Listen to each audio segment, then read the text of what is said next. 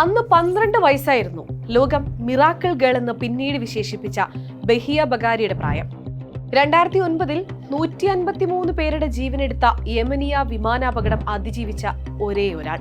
Comoros ദ്വീപുകൾക്ക് സമീപം സമുദ്രത്തിൽ തകർന്നു വീണ വിമാനാവശിഷ്ടങ്ങളിൽ പിടിച്ച് 9 മണിക്കൂറാണ് ബഹിയ വെള്ളത്തിൽ കഴിഞ്ഞത്. അപ്പോഴൊക്കെയും വിമാനം തകർന്ന് സമുദ്രത്തിൽ പതിച്ചത് താൻ മാത്രമാണെന്നും മറ്റെല്ലാവരും രക്ഷപ്പെട്ടെന്നുമായിരുന്നു അവളുടെ മനസ്സിൽ. കൊമോറിയനിൽ ആരെങ്കിലും ഉണ്ടോ എന്ന സഹായത്തിനായുള്ള വിളികൾ ഞാൻ കേട്ടു. എനിക്ക് ചുറ്റും വെള്ളമല്ലാതെ മറ്റൊന്നും ഉണ്ടായിരുന്നില്ല. ആരെയും കാണാൻ കഴിയാഞ്ഞതിനാൽ ഞാൻ വലിയ പ്രതീക്ഷയൊന്നുമില്ലാതെ ചെറുതായി ഒന്ന് നിലവിളിച്ചു. വിമാനാവശിഷ്ടങ്ങളിൽ പിടിച്ച് ആ വെള്ളത്തിൽ കിടക്കുന്നതിനിടയിൽ ഞാൻ ഇടയ്ക്കെപ്പോഴോ ഉറങ്ങിപ്പോയി. വെള്ളം വളരെ പ്രക്ഷുബ്ധമായിരുന്നു. അപകടത്തിന് ശേഷമുള്ള ആ മണിക്കൂറുകളെ ബഹിയ പിന്നീട് ഓർത്തെടുത്തത് ഇങ്ങനെയായിരുന്നു.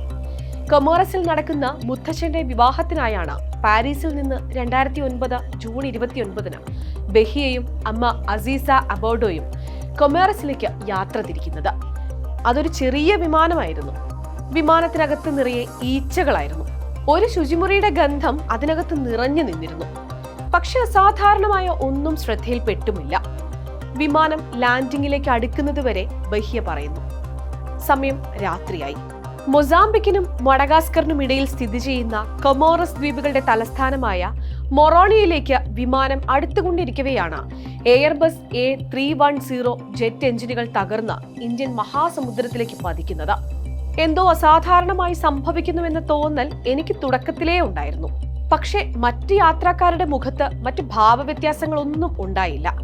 അത് സാധാരണമായ എന്തെങ്കിലുമൊക്കെ ആയിരിക്കുമെന്ന് സ്വയം വിശ്വസിക്കുകയായിരുന്നു താൻ. പെട്ടെന്നാണ് എന്റെ ശരീരത്തിലൂടെ വൈദ്യുതാഘാതം പോലെ ഒന്ന് കടന്നു പോകുന്നത്. ഞാൻ സമുദ്രത്തിൽ പതിക്കുന്നതിനും വിമാന സീറ്റിൽ ഇരിക്കുന്നതിനും ഇടയിലെ നിമിഷങ്ങൾക്കിടയിൽ ഒരു ബ്ലാക്ക് ഹോൾ ഉണ്ട്. അപകടത്തെക്കുറിച്ചുള്ള വിചാരണയിൽ ബഹിയ ആ നിമിഷത്തെ ഓർത്തെടുത്തത് ഇങ്ങനെയൊക്കെയായിരുന്നു. നിമിഷങ്ങൾക്കുള്ളിലായിരുന്നു എല്ലാം സംഭവിച്ചത്. ബോധം വീണ്ടെടുത്ത നിമിഷത്തിൽ സമുദ്രത്തിൽ തകർന്നു കിടക്കുന്ന വിമാനത്തിന്റെ ഏറ്റവും വലിയ ഭാഗത്തേക്ക് പിടിച്ചു കയറാൻ ബഹിയ ശ്രമിച്ചിരുന്നു. പക്ഷേ അപകടത്തിൽ കരുത്തു ചോർന്ന് അവൾക്കത് സാധിച്ചില്ല. പിന്നീട് 9 മണിക്കൂറുകൾക്ക് ശേഷം ഒരു ബോട്ടെത്തി ധൈര്യത്തോടെ പിടിച്ചു നിൽക്കാൻ അവൾക്ക് ശക്തി പകർന്നത് അവളുടെ അമ്മയാണെന്നാണ് ബഹിയ വിശ്വസിച്ചിരുന്നത്.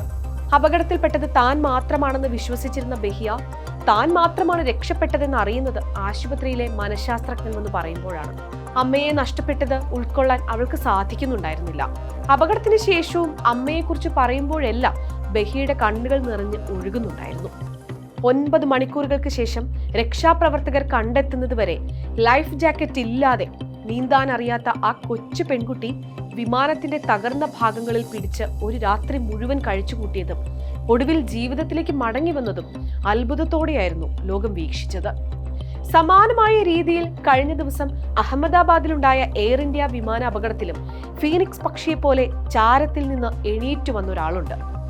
വിശ്വാസ് കുമാർ രമേശ്.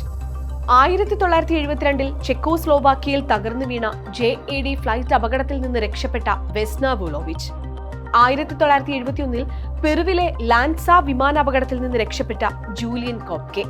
1987 നോർത്ത് വെസ്റ്റ് വിമാനാപകടത്തിൽ നിന്ന് രക്ഷപ്പെട്ട സെസീലിയ സിച്ചാൻ എന്നിവർ അത്ഭുതകരമായി അപകടത്തെ അതിജീവിച്ചവരിൽ ചിലരാണ്. ഓരോരുത്തർക്കും പറയാനുള്ളത് അത്ഭുതകരമായ രക്ഷപ്പെടലിന്റെ നടുക്കം മാറാത്ത കഥകളും.